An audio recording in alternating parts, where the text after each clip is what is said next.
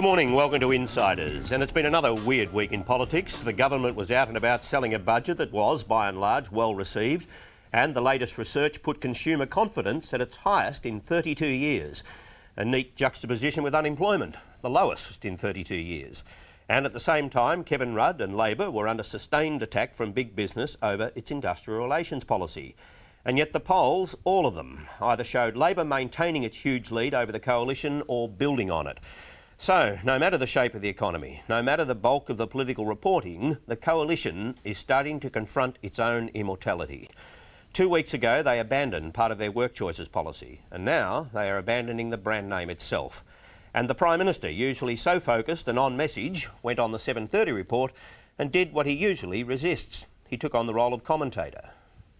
Look, the poll is bad for us. I know that, you know that, everybody watching this program knows that. They also know that people these days make up their minds much later in the cycle. But that still raises the question, why are you doing so badly in the polls if the people believe you're a good government? Well, ultimately, we'll all find out whether it's not all been an interesting exercise by the Australian public with its innate sense of humour, and we'll find that out on election day, won't we? Everything comes to an end, though, doesn't it?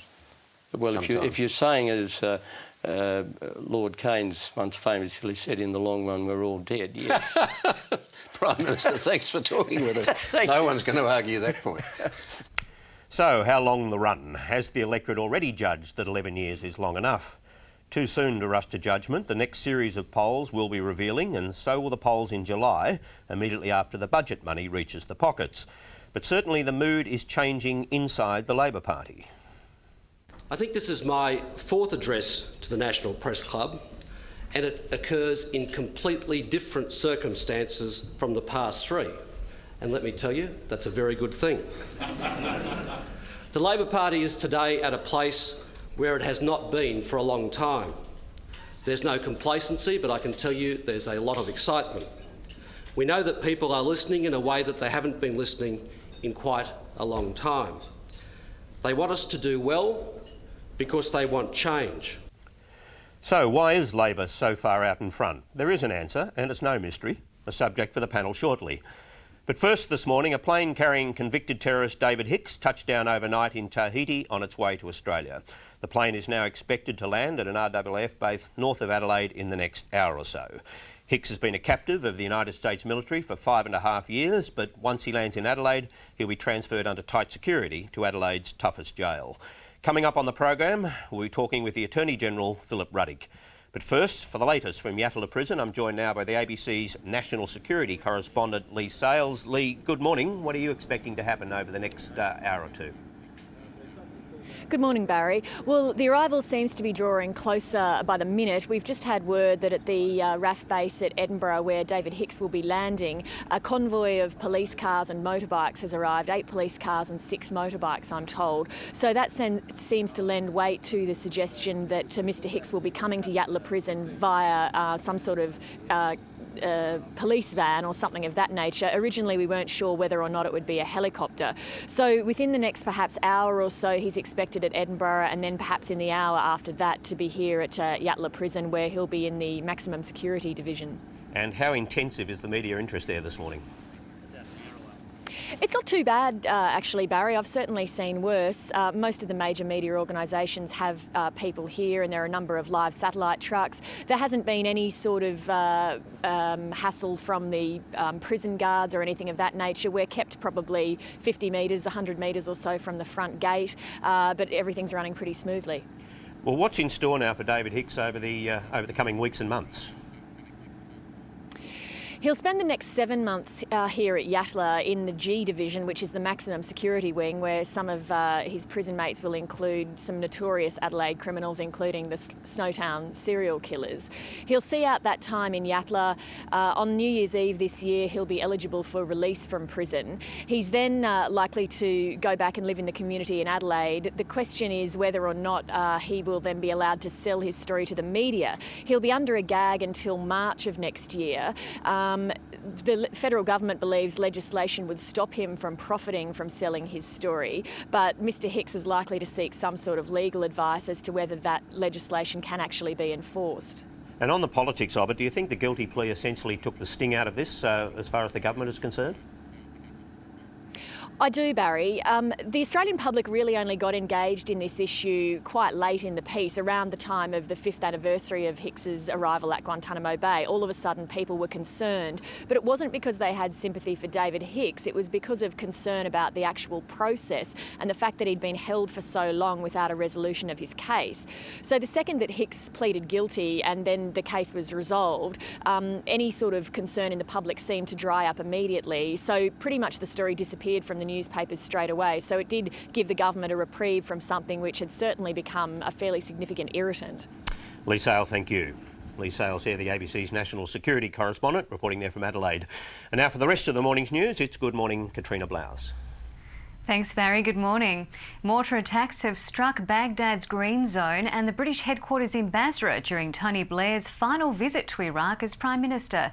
Officials stressed that Mr Blair was not in any danger. The Prime Minister told a news conference he has no regrets about his part in the US-led invasion.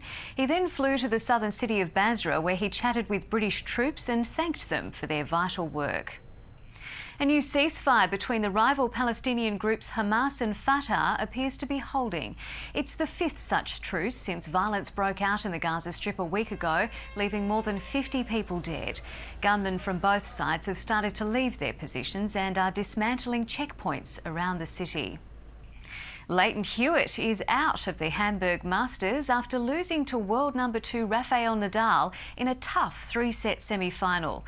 The Spaniard's 2-year winning streak on clay was in jeopardy as Hewitt dominated the first set. But Nadal fought back to win 2-6, 6-3, 7-5, setting up a final with world number 1 Roger Federer. And Barry, I'll be back with another news update at 11 o'clock. Katrina, thank you. And now to the Minister, who has had the carriage of much of the David Hicks saga along the way, the Attorney-General Philip Ruddock. It fell to him to sign the papers officially handing over custodial responsibility from the United States to Australia. He joins us now from Sydney. Minister, good morning. Morning, Barry. Do you attach any special significance to this day, to the event, to the return of David Hicks to Australia? Well, it's part of a process, and he is a prisoner being transferred back to Australia, serve out a sentence, and that will happen.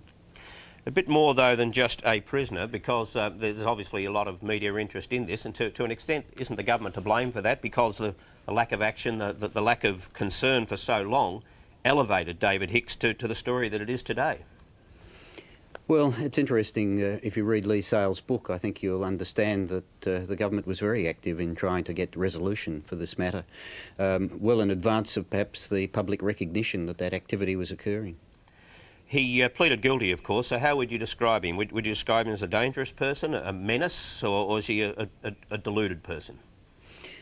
Well, really I don't know, and I can't form a personal view in relation to those matters. What I can say is that the offences for which he has been convicted are now offences under our law. In other words, if people train with terrorist organisations, and that is training to learn how to attack civilian populations and use weapons, the logistics and so on in relation to mounting terrorist attacks, and all of this was part and parcel of the activity in which he was engaged.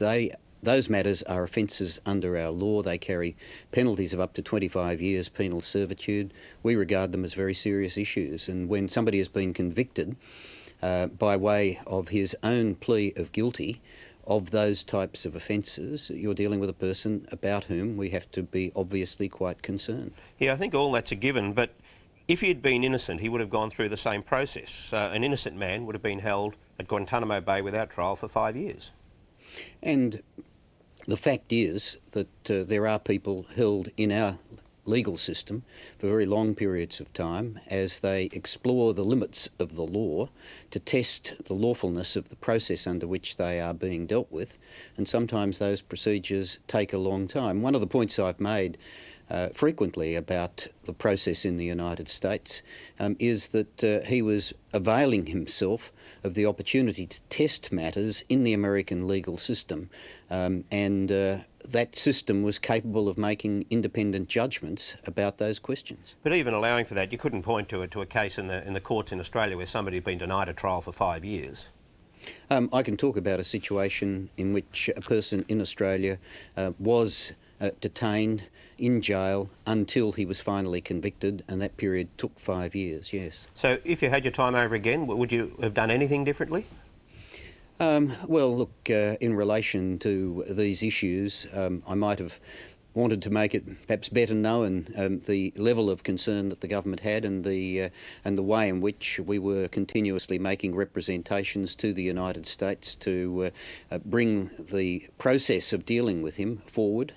But it was important to look at the initial period. Their focus in the United States after September 11 was in identifying people who they believed had been involved in planning terrorist attacks. They wanted to get them out of the way. They put them in Guantanamo Bay. It took something like 2 years before they decided to set up the military commission process. That process was challenged right up to the Supreme Court. There were some technical flaws in relation to it. They had to legislate again. They did. And all of those processes took time. We would have liked to have seen it happen much earlier. We complained frequently about it. In the end, though, do you think the whole image of Guantanamo Bay simply served as a recruitment tool for terrorists? Well, I don't believe so. I think in these matters, I mean, the idea that we are responsible for terrorism by our responses to terrorist acts, I think distorts the arguments very considerably. I don't believe we're in any way responsible for the fact that there is an organisation like Al-Qaeda that sees the killing and targeting of innocent civilians in pursuit of whatever objectives it has as being appropriate. There is no way that you can simply lie over and hope that if people have trained something like 10,000 or more people to engage in acts of these kinds, and that's what Al-Qaeda was doing before September 11, that you can ignore it. You do so at your peril. But even so, if you get the concept of the military commission, if you get it wrong first time around, and yet only the conventional courts have convicted people of terrorism, then it doesn't help the court, surely.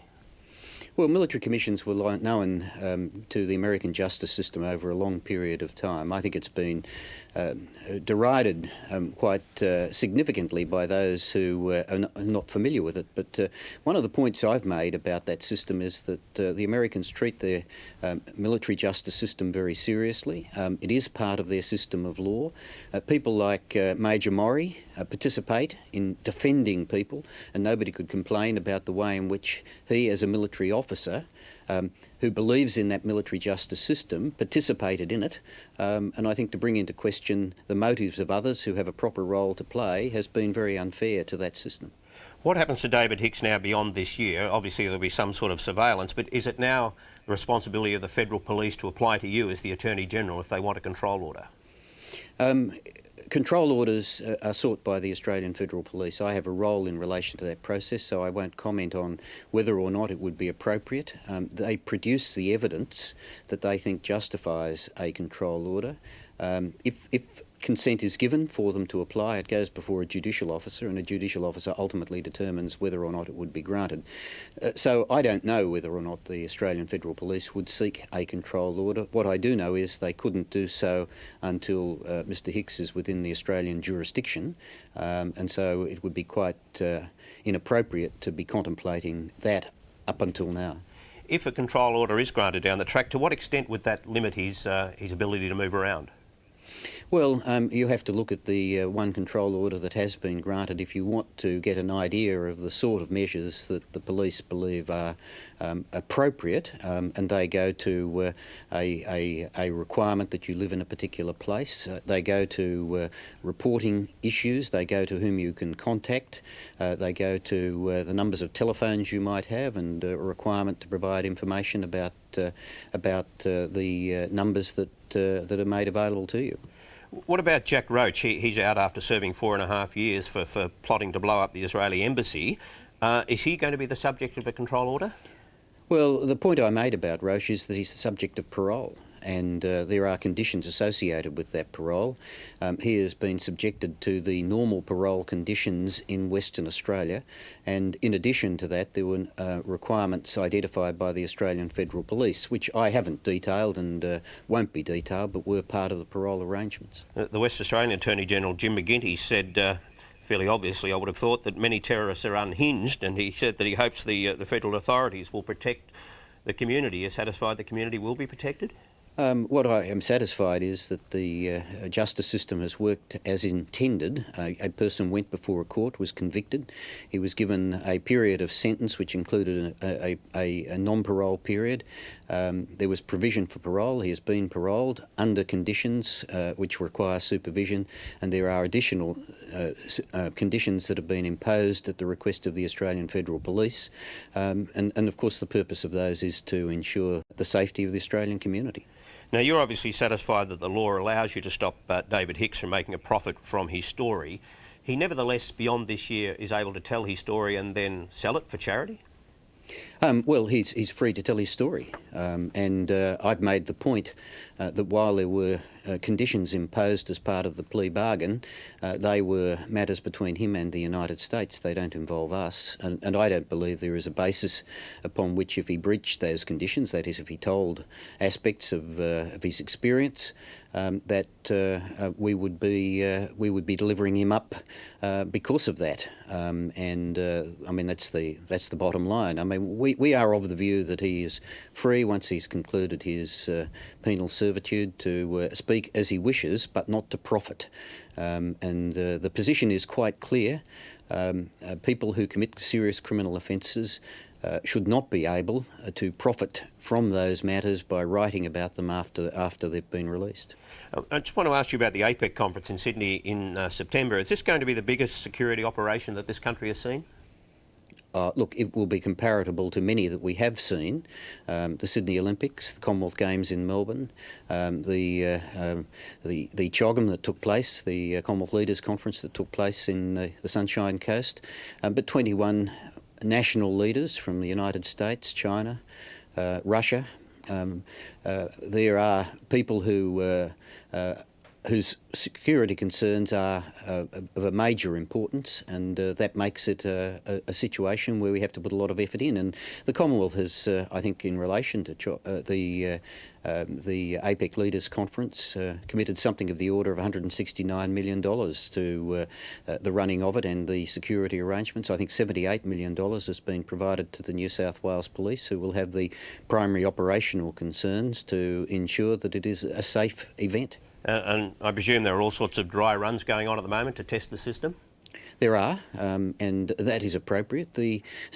Scotland Yard said after the London bombings that the most important aspect of their experience was the extent to which they had exercised before that tragedy occurred and knew their roles and responses.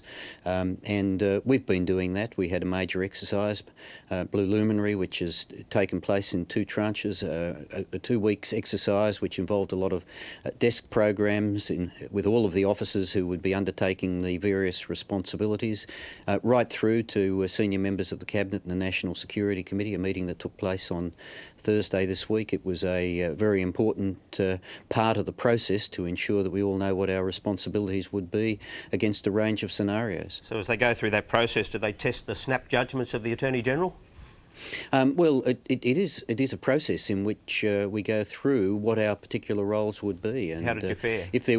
I guess there'll be a debriefing later and I might even be told about it. But at this stage, there wasn't an off-the-cuff judgment.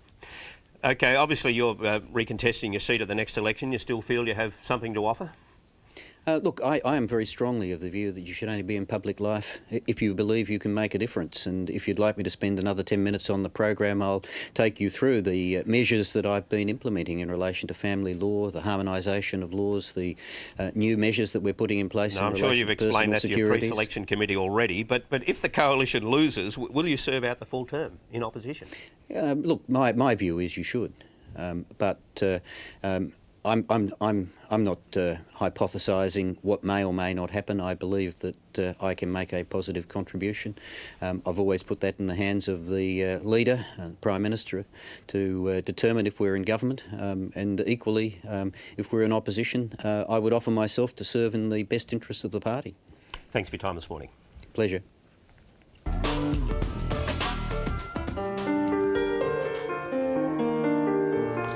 I think that Australians do care that David Hicks is returning home, but unfortunately, I think they care because of the novelty value. Not all Australians actually understand what's really gone on. I think David Hicks returning to Australia isn't a win for justice, but it's a win for David Hicks. I mean, when you look at the plea bargain that he got, 7 years, of which 5 years was already taken into account because of what he's served, and then reduced down to 9 months, so he's out by Christmas, I think that's a definite win for him. I don't believe that the federal government handled David Hicks' case well for him. I think it handled it well for itself.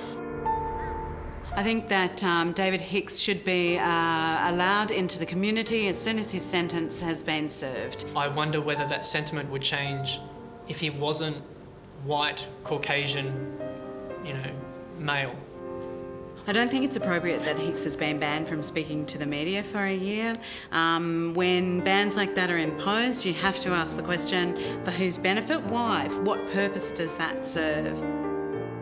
I think, unfortunately, Australians won't remember David Hicks when they cast their vote. I think the David Hicks case has got significant implications for Australia, and it's questioning about who it is and how it deals with issues. I think that too often in recent history we have seen political pragmatism take precedent over the principles that we hold within our society.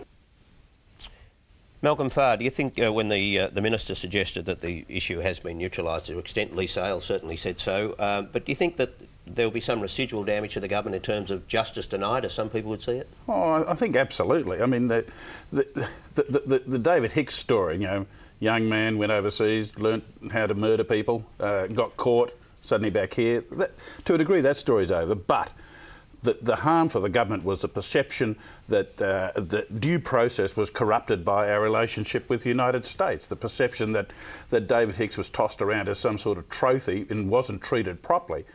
That's going to hang around. Hicks has become emblematic for a whole lot of so-called or perceived ills involving our relationship with the United States. Yeah, I'm not sure I agree, Barry. I spoke to somebody in the Liberal Party who's familiar with polling on Friday, and their description was David Hicks is now a dead duck as an issue, that he's not agitating people's minds. I think Malcolm's right. I mean, Hicks's power was as a cipher for anti-Iraq war feeling and also a sentiment that he should have been dealt with sooner. But I think that's over now. But the government has sought to diffuse that issue by bringing him back and by they got the plea, and I think that it's one of many issues that I think the Prime Minister calls them barnacles that they removed before the election because they've become irritants. Now maybe, you're both right. Yes, it's done. It's a done deal now, but it hangs around in terms of the overall impression of a government that didn't do the right thing by a citizen overseas for all those years. When I asked Philip Ruddock whether he would have done anything differently, he said, well, maybe yes, we would have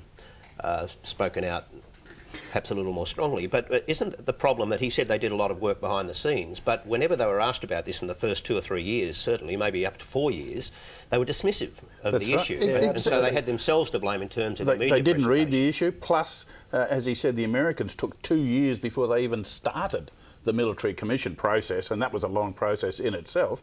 And we got no sense of the government trying to hurry them up or look after Hicks' interest as as a suspect. Not as a. Let's get this straight. Hicks is about as heroic as cancer. We don't like the man, but he still deserved a certain due process.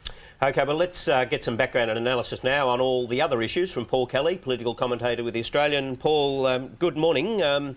I was talking before about a rather odd week, and you wrote on Saturday about the insiders and outsiders. That's right, Barry. I think there's a mood of frustration and worry in the government about the polls and puzzlement as to how the polls can be turned around.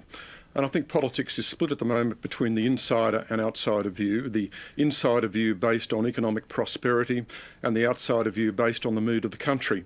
Virtually each week we see new, very good economic figures for the government.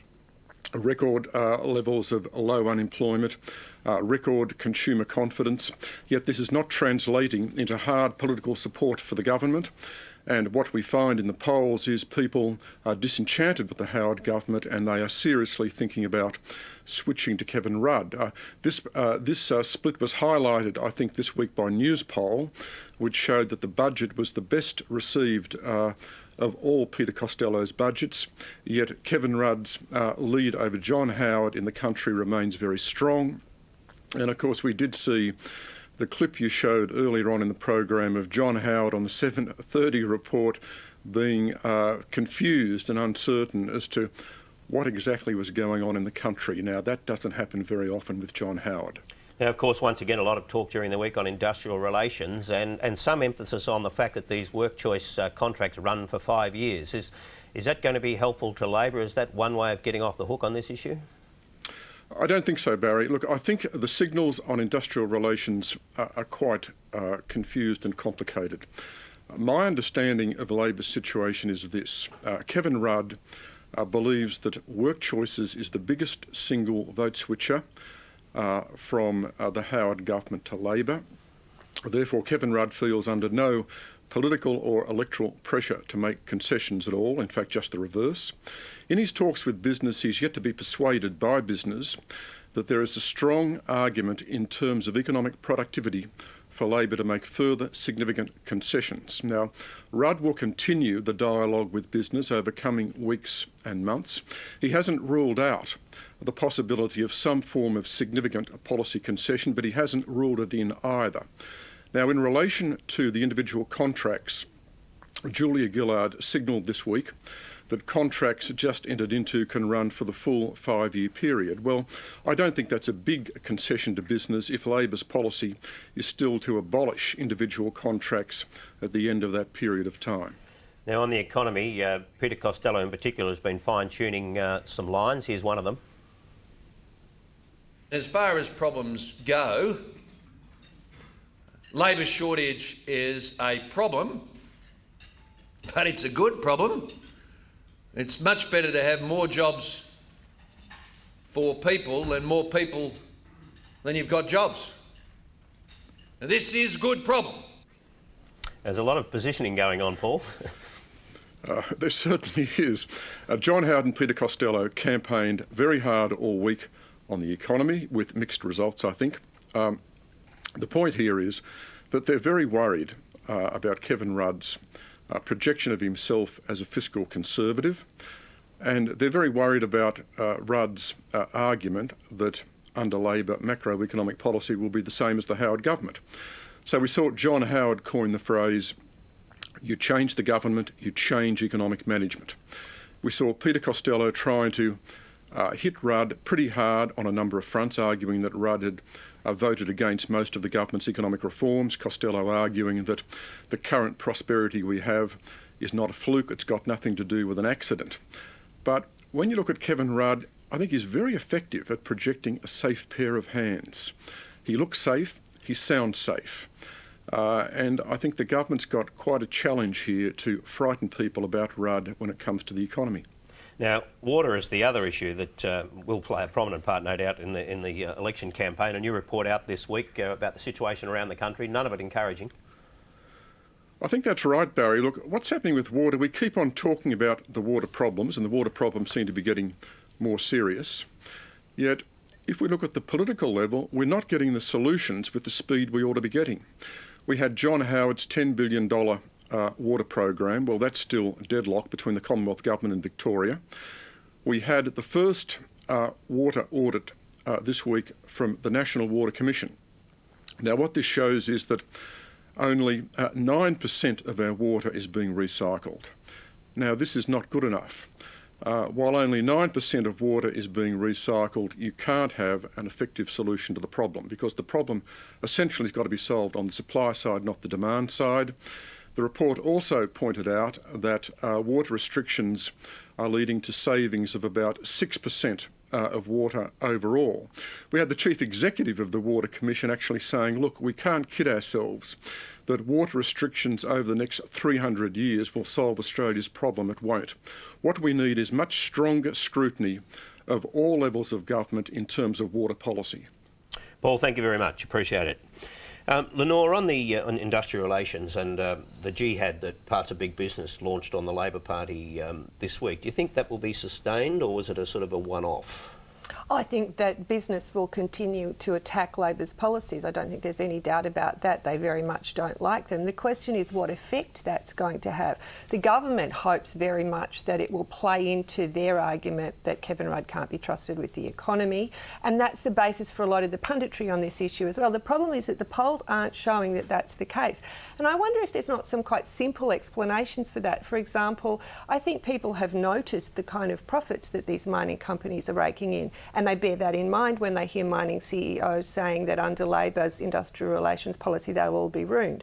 This week we also saw construction companies saying that they're factoring in a Rudd risk. And you flick a few pages on in the paper and there's a company like Leighton's with a 55% profit upgrade. I think people notice these things and connect them and bear them in mind when they are listening to what's being said in the public debate. I was interested in Paul's observation there about Kevin Rudd believing that work choice is the biggest single vote changer. I mean, if that's the case, why doesn't he just tell business to stick it? He's clearly continuing negotiations with them. Because there are seats up for grabs in Western Australia, so he can't afford to tell one state to go jump. Well, also he's worried that the government will eventually make the connection between industrial relations and economic management, and they haven't made that yet. But it's one thing to be discussing things with business, it's another thing to tell them to stick it. Then you don't look like a safe pair of hands if you do that. I just think when your IR policy is rating 60-40 to the government, there's not much incentive to change it. It's called stick it. And is that why, of course, the government now has dropped the brand name? Yeah. I don't think it would matter if they called this policy Fred. It's still the same policy, you know. And I mean, the substantive changes happened a couple of weeks ago when they introduced a no disadvantage test, reintroduced a no disadvantage test for lower income workers, and that was quite an extraordinary change because they had been spending almost a year defending these work choices AWAs on the basis that if the employer didn't pay penalty rates, well, they could still employ more people, you know, saying that there was an overall economic advantage.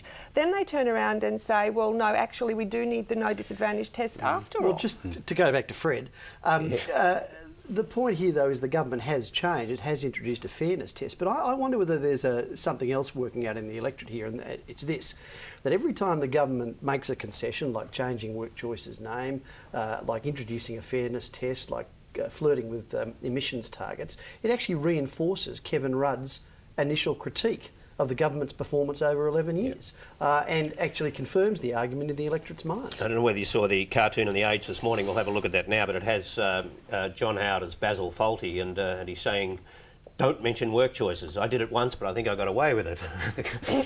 I don't think he did, and that's the point you're making, that that's now being reinforced. I think so, and every time you make a concession, Kevin Rudd can go out and say, I told you so. The contrary argument, though, is that I think the government's polling is showing that people want to make sure that the government's on its toes, that it's listening, that it's responsive, that it's not taking them for granted. So I think to some extent, looking like you're responding to voter concerns is a good thing for the government, and I don't think it's by accident that John Howard's rhetoric is now a lot about I'm listening, I'm hearing, I respond. I think that that's what their focus groups are telling them people want them to do. It is strange though. I mean, we saw Peter Costello there saying that the government gives good problem, which is true. And I mean, I know Gary Nairn, who's in the bellwether seat of Eden Monaro, he's a minister, he gets around the electorate, and he's saying he's not picking up any hostility out there. In fact, he says he's told people the biggest single complaint that people have is labour shortages. That's what they're telling him.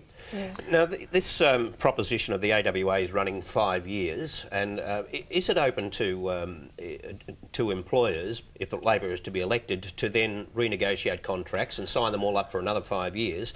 And is a bit of a nod and a wink going on here, sort of Labor saying, look at the reality of what this is all about. There's nothing new in this. I mean, this has been described as a concession.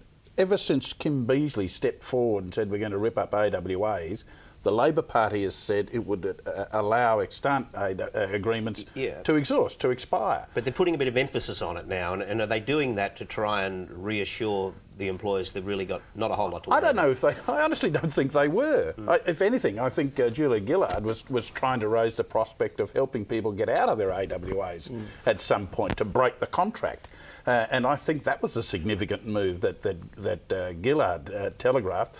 The rest was part of the furniture and had been since Kim Beazley. And the problem that business has is not about what's going to happen in the first 3 years or 5 years, but the long-term structural changes to the IR system and the role of the unions in that system. Yeah, I mean, they're not worried about transitional arrangements. For them, this is a point of principle. They want AWAs full stop. And they have to fight it now. Precisely. To knock down the track. Well, let's get a perspective now from the Senate itself. The Democrats' Andrew Murray, who retires next June, joins us now from the West. Good morning. Could you start by taking a stab at how you think the Senate will be after June next year? Well, I think the Senate election, particularly that of the crossbenchers, is the next most important question after the Howard versus Rudd question. And that is because if Labor get elected, up until the 1st July next year when the new Senate comes in, they will need 11 votes to pass any legislation which the coalition opposes. And after the 1st July 2008, the very best picture I can see for Labor is that they would still need at least 5 votes. In other words, they cannot control the Senate and they will have to rely on the crossbenchers. So the question is who shall comprise those crossbenchers? And from the perspective of IR, you have to say to yourself, well, remember 96 when the Democrats put 176 amendments to the Workplace Relations Act and swung it back to the centre. What will the Australian people want? Will they want IR, which is swung to the Green left, or will they want the Democrats in there to swing it back to the centre? I think that's a key issue that needs to be considered. The 5 votes then, how do you think they will approach this issue? Well, what it does mean is Labor cannot get its package through intact. Whoever those 5 votes comprise, they will have to modify it. And therefore the policies and the attitudes and the experience and the philosophy of those minor parties matters enormously. And if you think about politics in a brand sense, there are only effectively 3 major brands contesting those crossbenchers. The Christian parties to the right, the Greens to the left, and the Democrats in the centre. Now, given that then, the situation after June next year, what, in your mind, should the Labor Party... Say the Labor Party is elected in October, November, what should they do between then and June? Well, they should obviously be talking to not just the community and to business and to the unions, but to the political parties with which they'll have to engage. In our case, of course, they know us very well and where our policy exists. I mean, we tick off a unitary national system. We tick off a strong, independent National Industrial Relations Commission. We tick off a strong, independent national regulator, which doesn't exist at present. We tick off a strong safety net, and we tick off a fair bargaining process. Now, those 5 in combination provide a very good framework for a very valuable discussion that should take place. But Andrew, isn't your position also that you quite liked the pre-work choices AWAs? Yes, I must say that one of the problems we have is getting the media and the community to understand the difference between work choices AWAs, pre-work choices AWAs, and individual statutory agreements as a concept. I mean, for instance, 2 Labor governments support statutory individual contracts. It's not something all Labor people oppose. And we are strongly of the view that you need a statutory instrument for individual agreements as well as for collective agreements. Andrew, good morning. It's Malcolm Farr. You've taken me to task over misinterpreting you. I apologise for that. But let's say there's a Labor government between that election and the end of June, July next year. Should there be legislation to scrap AWAs, would you support that legislation if there were not also an accompanying and acceptable individual contract arrangement replacing it? Well, we would absolutely support getting rid of work choices AWAs. Without a replacement? Awful things.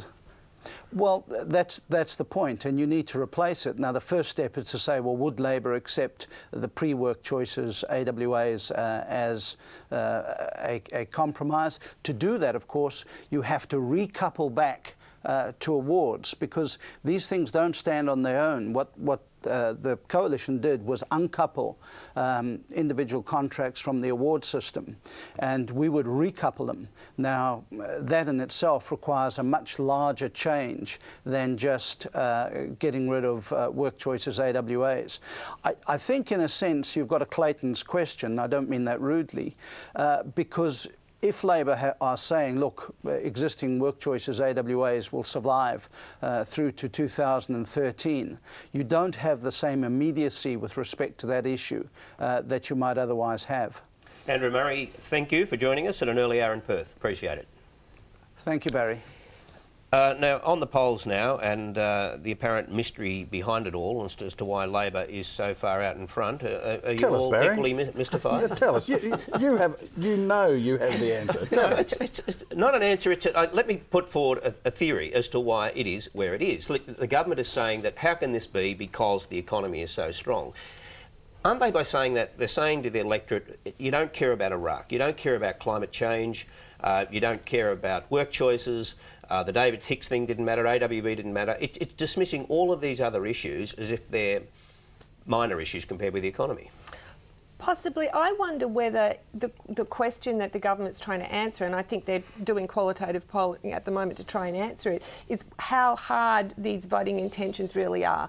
And it goes back to what I was trying to say before. They're trying to figure out whether it's really an it's time thing that's going on here now, whether people are saying, well, Rudd's a safe pair of hands and you guys have just been in too long, or whether people are really registering that they want to make sure that this government is up for another 3 terms, similar to what other coalition figures were saying this morning.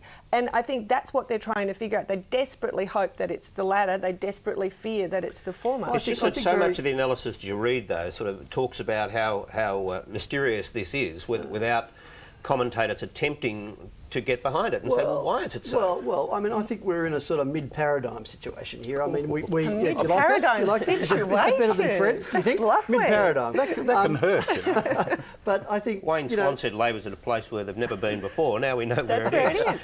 The mid-paradigm relates to the first paradigm. Okay, the first paradigm is that you only lose elections when you stuff up the economy, and the fact of the matter is the government's not. But that's not true either, because Paul Keating had the economy on the improve in '96 and still lost. But he didn't get, the electorate didn't get a chance to throw him out of '93 and because of John Hewson, and they wanted to, and they didn't get that opportunity.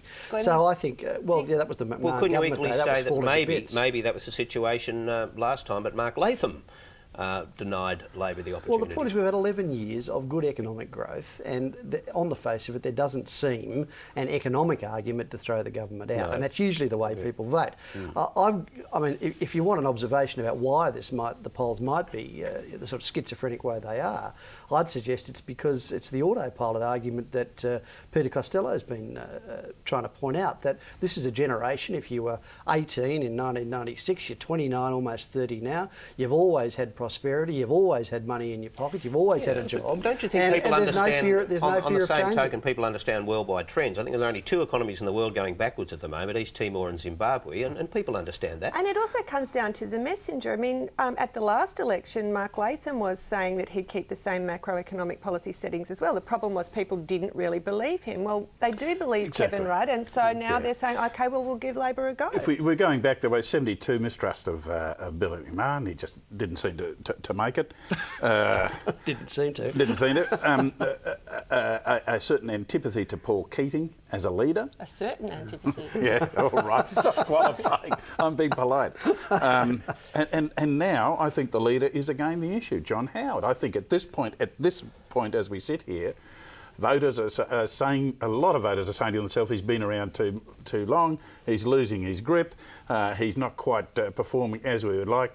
Maybe it's time that he left with our thanks, but that he left the scene. And the economic argument is a difficult one for the government to run insofar as it comes dangerously close to chastising the electorate for not being grateful enough. And, that doesn't go down very well either. Right. Andrew Robb, who ran some campaigns for the Liberal Party in the past and is now a minister, advanced this theory on Meet the Press this morning.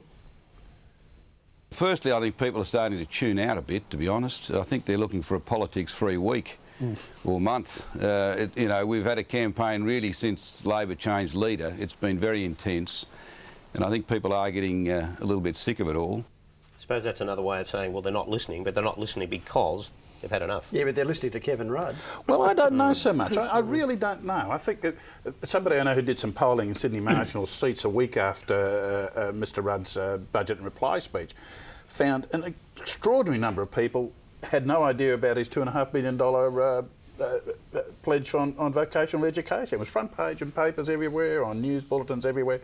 And it was as if they sort of saw something and switched off and went straight to the football. Now, the Dalai Lama, of course, caused a bit of a stir in Australia this week. With it started, I suppose, with Kevin Rudd being critical of Alexander Downer because he dodged the issue 5 years ago and then immediately set about dodging it himself. But as you'll see here, there are double standards on both sides of politics, beginning with Alexander Downer.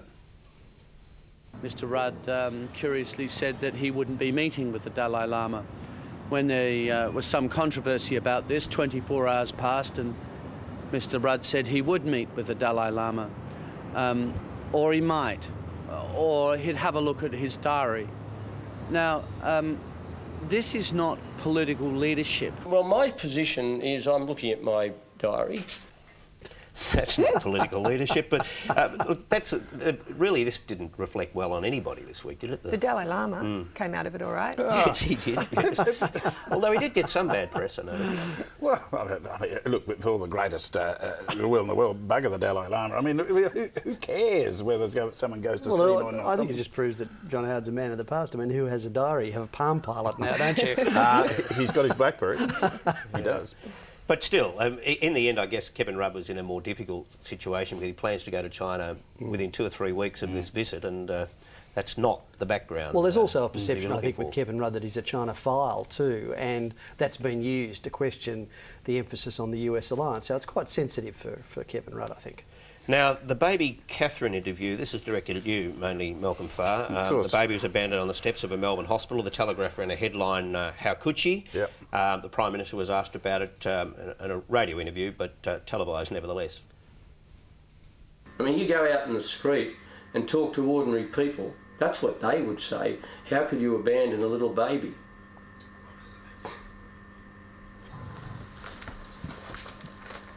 Thank you.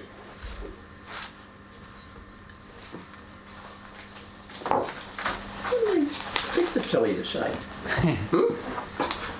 So, privately and publicly, that was his argument, but I wonder, though, whether the community was a little more sympathetic, a little more understanding than he seemed to be.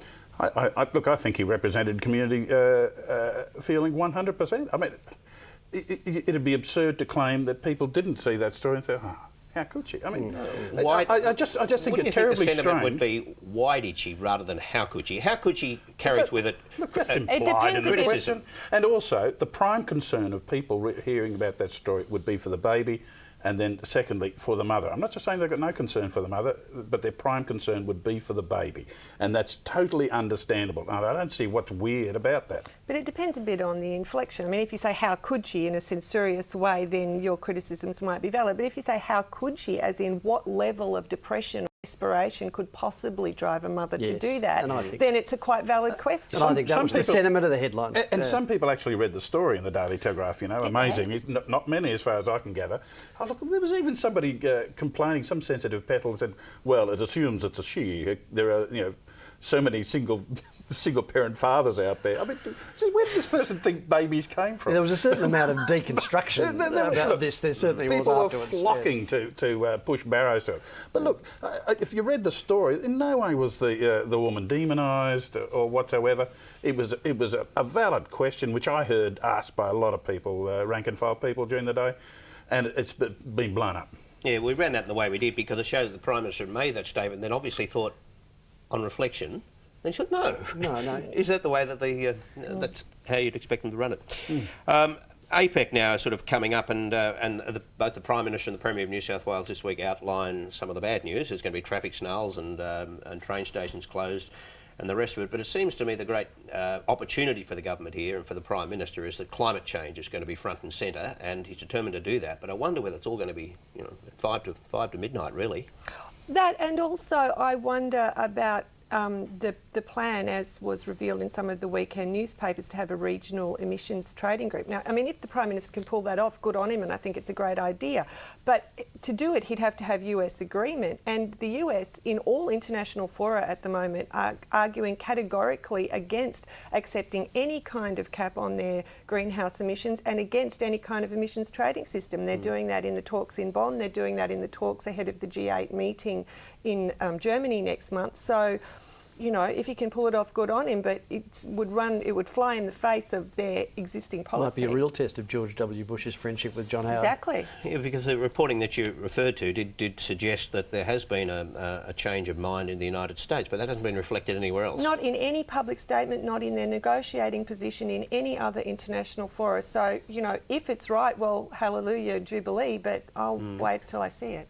Because the climate change approach for the government will be two-pronged. One, it'll be coming up fairly shortly, you'd imagine, their response to the review.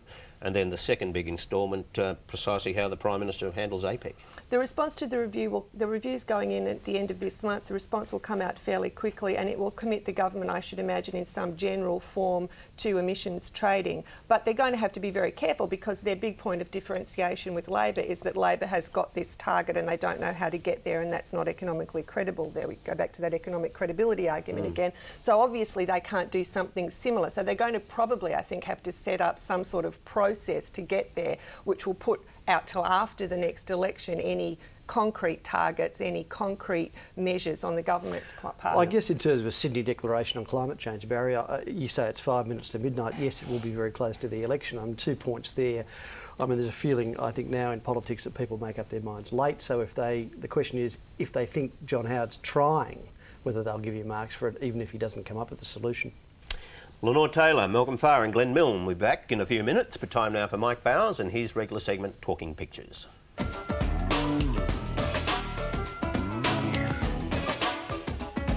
I'm Michael Bowers and I'm pictorial editor with the Sydney Morning Herald. I'm talking pictures this morning with the syndicated cartoonist Paul Zanetti. Mate, just how syndicated are you? I supply a bunch of newspapers from Cairns all the way down to Tassie and right across western New South Wales. It's been an interesting week in federal politics. Both sides of the game have been demonstrating their abilities to do backflips and verbal gymnastics, but it really doesn't seem to matter what the government does. They can't get the magic back. Here we've got Tintin Rudd. He's done a single flip straight onto his back and he's got the highest points. Politics is a funny game. Alan Moyer has picked up on a similar theme and it's a lovely cartoon. You've got Howard here on his own with the little dog, and you just know once he's finished talking, the little dog's just going to walk over and just cock his leg. I just love this Mark Knight, who's picked up on the abandoned child with one of the headlines in one of the Sydney papers. How could they? It's abandoned by the electorate. Poor little baby John Howard here, sort of lonely outside the doors. Don't you love the expression on Howard's face? It's just becoming more and more bewildered. It's more and more perplexed. He used to have that real confident air of confidence about him. Bullying's been in the news a fair bit with a huge payout during the week for someone who was bullied when they were school years. John Spooner saying the unpleasant side of bullying with Peter Costello here with what he thinks is the Labor Party in the budget strategy bin, but of course it just got no traction. Yes, very nicely drawn. John Cadelga has such a lovely touch with this sort of stuff and he's just nailed this one. It's wonderful. It's just who could be the nerdiest? Tanberg has picked up on a similar theme. Remember the guy at the schoolyard would always say, yeah, you and whose army? Yeah, well... Here it is, Alexander Downer, Tony Abbott, Peter Costello and Heffernan, the biggest bully of all. Run us through this one. Costello had urges other than becoming Prime Minister. Costello's come out and said when he was a kid, you know, he watched the Apollo moon landing and he wanted to be an astronaut. The first idea that popped into my head, which is usually the best idea, was, you know, there he is on some other planet, which he probably is most of the time in Canberra, and he's come across this little Martian fellow, and different career, same result. Take me to your leader. And there he is. Hello. And my little 4-year-old wants to be an astronaut, so hope he doesn't end up as treasurer. You've unearthed these absolute gems from a Liberal Party conference, wasn't it, Thredbo? Well, yeah, I was just going through some boxes ready to throw them out, and I thought I'd better find out what's inside them, dusted off these old photographs. This would have been about 1985 or late 80s, and Howard was the opposition leader then, and the ever enthusiastic cricket tragic got his whites on, and I have to say I was actually bowled out by a duck, but we won't use that by the PM. It's been a great pleasure talking to you this morning, Paul. Thanks very much for taking the time. Good on you, Mike. Thanks, mate. Now, I'm told at 12:30 tomorrow, when Parliament resumes, that Labor intends to make a bit of a fuss about the fact, or certainly try and spoil the Speaker's day, by complaining about the way that Kevin Rudd was treated when he delivered his budget in reply speech. Now, that goes out on national television at 7:30, and the protocol is you leave the guy alone. And they claim that that wasn't the case. Did you detect any disturbance in the Parliament? Well, I watched it as a punter would on my ABC, and I didn't detect anything because, of course, the cameras are locked onto the Speaker. They don't go to the rest of the Parliament. But I think what this is about, Barry, it's the internal psychology of the Parliament, which is just as important in a political battle like this. The point that has been made by Lindsay Tanner privately, and there have been letters exchanged to the Speaker, is that this was the worst performance of an opposition since Labor in 1995, and guess what? That was subsequently they lost. I mean, that's the point they want to make to the government, that this is nervousness, they're a rabble, and it presages defeat. But do you really think anybody out there cares? I don't. I think it's an internal psychological dynamic. And people probably think Kevin Rudd's more than capable of looking after himself in the Parliament, which he is. I thought it was much more distracting that he seemed to think he was running out of time towards the end of the speech and started to speak really, really quickly. I mean, that was quite distracting. I think the key issue here was that there were drinks in Peter Costello's office before the speech. Well, they are suggesting that, and they're even going as far as to name a couple of people, but I won't. Kevin Rudd introduced his whaling policy, or part of it, yesterday. Surely it can't be the total policy, but it involves essentially that the gunships go out and prevent this happening. But isn't that already expected of the Australian Navy? It's expected, but they don't do it, and never have. What I think is interesting about the highlighting whaling policy is the fact that it's a distraction for Malcolm Turnbull, who's out there busy changing the climate and rerouting the rivers, and suddenly he's got to look after bloody whales as well. Even Malcolm Turnbull can have too much on his plate at once. Well, who is the best stand-up comic in the federal parliament? Is there a stand-up comic in the federal parliament, I guess is the question. We're limiting this week to two contestants, Peter Costello and then Julia Gillard. The plane is crashing. There are two parachutes. You've got one. It's me, Julia and Kevin. You know what I'd do? I don't know. I'd jump out. Too funny, you should be on stage. Yeah, well, that's my next career. If you can get work choices out of your vocabulary, the next thing that is going to happen is we will no longer refer to the Iraq War. That will be referred to as the Iraq Peace from now on. The Treasury is going to be renamed the Ministry for Plenty, and in future tax cuts will be referred to as Pete's Plenty Payments, if you could keep that in mind as well. Now, even though Peter Costello was suggesting you jump out of a plane without a parachute, which wasn't that clever, I think he won that hands down. Yes, well, Julia's in fact Welsh. I think she should stick to singing. The sad thing is that probably a lot of people think they're better comedians than politicians. Well, there's not many politicians that have the comic timing of Peter Costello. I mean, Alexander gave up on joke school as well back a few years. That's true, but Julia Gillard did recover quite well, I thought, on the Today Show Friday morning. Now, Peter Costello said earlier this week that when he was a child, he wanted to be an astronaut. I wanted to be a truck driver. And funnily enough, with the Rural Fire Service, I got my truck driver's licence, so my dream came true eventually. Oh, mental image. That's blue very singlet funny. and the blue stubbies. After the next election, Tony, you never know. Don't get cocky, Julia. And I wonder whether that's a crack that she would have made 12 months ago, but it does show I think the extent of the confidence that's growing within the Labor Party. And it was just refreshing to see Tony Abbott with some clothes on for once. Yes, he's turning into Peter Debnam before our very eyes.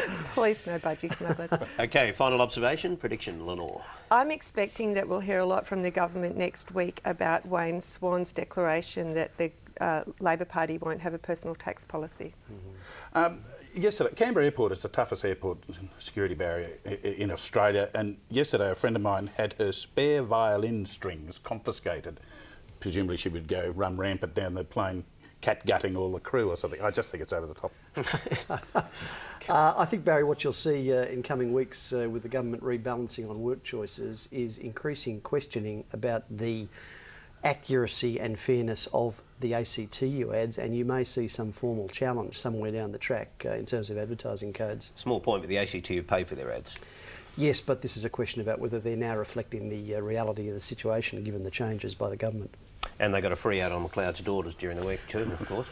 And that's it for this week. I'll be back with Offsiders at 10:30. Coming up next, Ellen Kohler and Inside Business.